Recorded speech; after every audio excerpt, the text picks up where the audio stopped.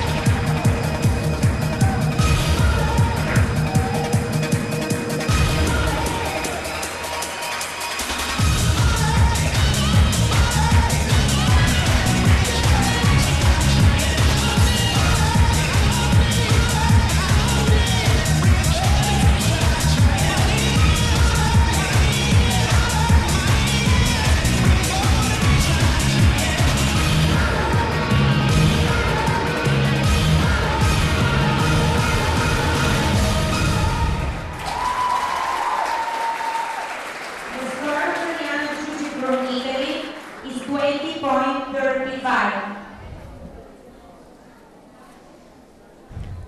20.35 е оценката за Ариана Чучи от Италия. Това означава, че тя се нарежда след Лили Йорданова и за нас ни остава само да разберем на оценката на Сара Морено, испанката, която основно застрашава Лили Йорданова. Междувременно самата Лили